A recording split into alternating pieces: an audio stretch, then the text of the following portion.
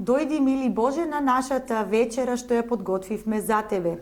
Со овие зборови и со топло лепче во рацете испружени кон источното небо, вечерта пред Божик, христијаните го покануваат Исус и целиот небесен свет да се придружат на постната Бадникова вечер. Сигурно веќе свативте дека денешната емисија ја посветуваме на празниците и обичаите што ги славевме и чествувавме деновиве. Но да не должа многу. Погледнете што ви подготвивме во оваа емисија.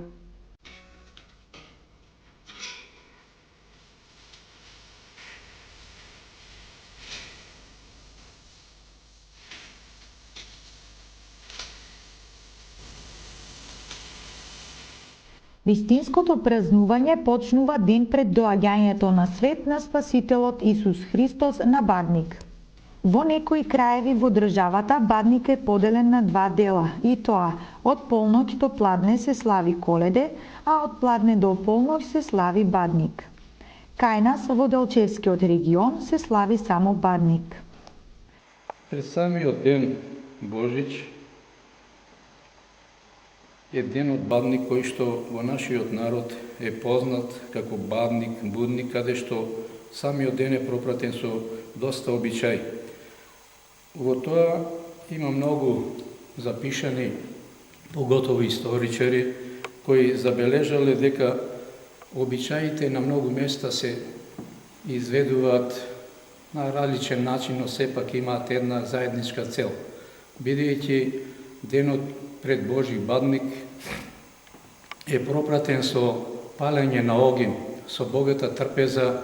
Самиот ден Бадник значи будник. Ние треба сите православни христијани да бидеме будни, бидејќи денот, ноќта кога Витлеемската пештера е озарена со звездата која идела од исток и го пратела младенецот со Марија и Јосиф, бидејќи така требало да биде, да се роди во Витлеем младенецот, но затоа се и вели да бидеме будни вечерта спрема Божик.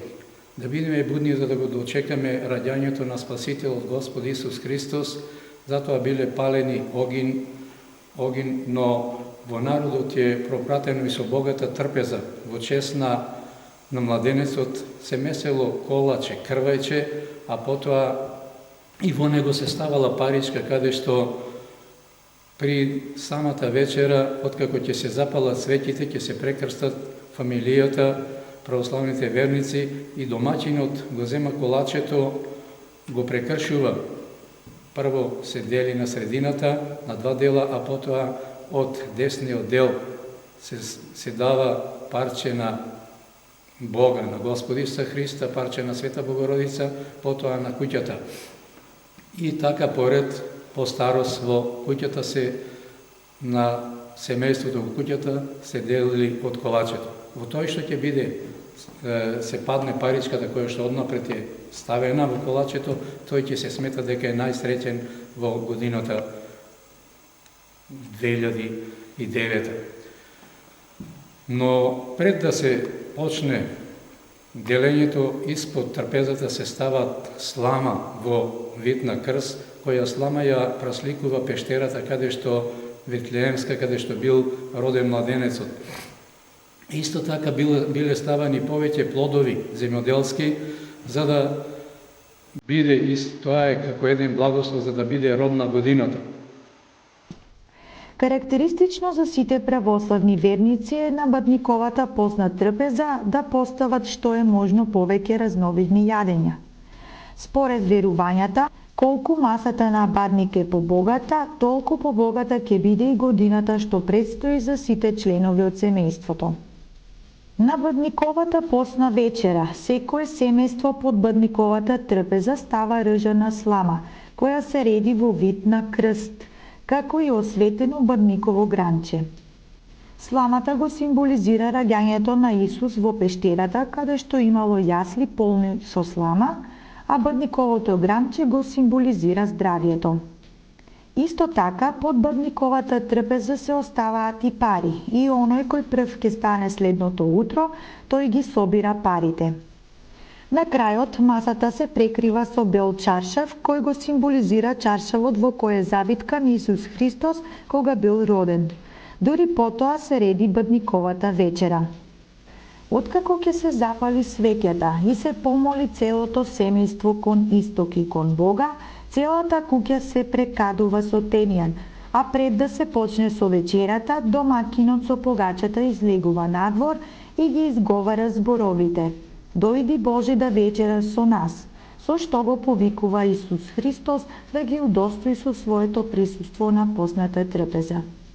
На трпезата традиционална е погачата со паричка и црвеното вино, кои го символизираат телото и крвта на Исус Христос. Покрај тоа, на масата се ставаат и костени, бадеми, ореви, пченка, разни овошја, салати, посен граф и традиционалниот посен зелник. Бадниковата погача во одредени делови од Македонија е позната како лепче, кравајче или пупе, а кај нас е позната како погача со паричка. Најстариот член во куќата погачата ја дели на половина, а потоа крши делчиња од погачата и најпрво дели на Бога, на Богородица и на куќата, а потоа на членовите од семејството според староста од десно. Тој што ќе ја најде паричката во парчето што му се паднало, ќе биде најсреќен во предстојната година, а најдената паричка се чува во чаша со црвено вино, се до следниот бадник. Секое семејство бари пченка од која 3 пати треба да касне секој член од семејството, при тоа изговарајќи ги зборовите: "Полна рака, полн амбар", што представува молитва до новородениот Спасител во текот на целата година да имаат храна. Целата храна од трпезата се распределува во чиниите на сите што седат на масата. За време на вечерата се кажуваат убави работи и не се станува додека и последниот не заврши со гозбата. По вечерата, масата останува да стои цела вечер, а домакините остануваат будни ноќта, при тоа горејќи го во огнот бадниковото дрвце и славејќи го на тој начин раѓањето на Спасителот. Наредниот ден на седми е Божик, еден од најголемите празници за христијаните. Тоа утро домакинот ја зема ражаната слама и ја врзува на овошните дрвца. Со ова се верува дека ќе има богат род на дрвото годинава. Како го прославите бадник? Па добро си го прославиме, направиме си посна вечера, од се по нешто, ставиме си на масата да вечераме, и сламичка, вадново дрвце, кршеме си колаче, децата ни беа тука од Италија, и така, паричката ни се падна у бизнисот. Верувате ли дека кај тоа што ќе се падне паричката носи среќа? Па викаат дека среќа носило и ние викаме така. Па бадник го поминавме добро, значи со посна вечера. Паричката оваа година се падна во мене. Значи и јас бев тој среќник што се падна паричката во мене. Дали веруваш дека навистина во тоа што ќе се падне паричката носи среќа? Па така кажуваат, ќе верувам. Како го поминавте бадник? Па убаво, бев среќна што сите се бевме на куп соберени со дечињата и со бабичката, сите заедно вечеравме и убаво беше. Направо така во големата фијата. Дали верувате дека навистина во тоа што падне паричката се носи? Па не знам, има нешто во Бога верувам, а во паричката мислам дека повеќе е традиционално. Не сум баш сигурна дали е баш така, но верувам.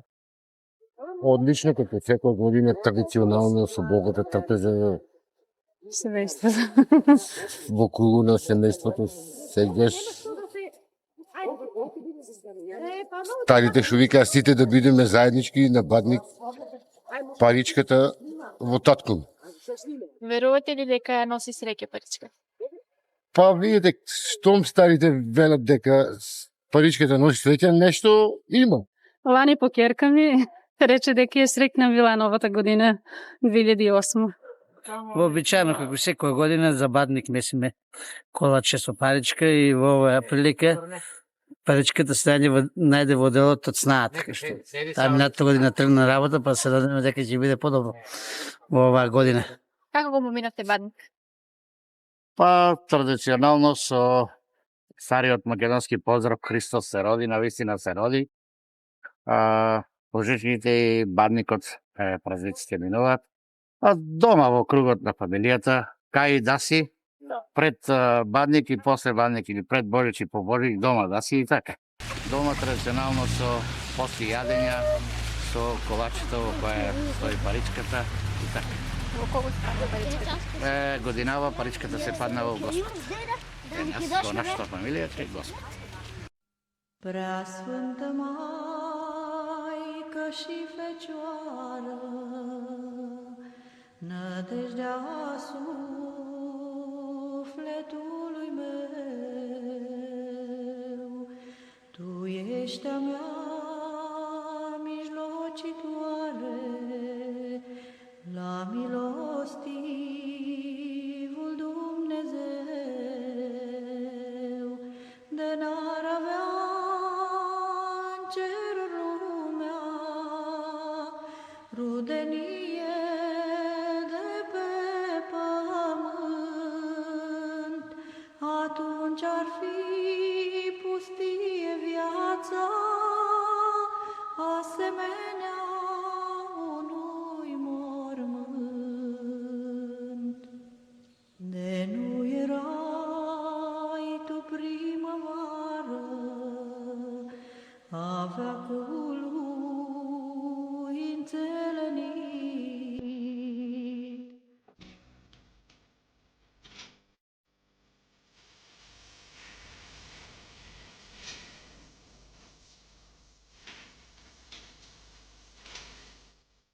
Божик, еден од најголемите празници за христијаните, представува чествување и слава на Господски празник, ден кога се слави Христовото раѓање. Се смета за почеток на христијанската религија и представува еден вид матица од каде што подоцна произлегуваат сите други црковни празници, затоа што раѓањето на Исус Христос е почеток на новата ера.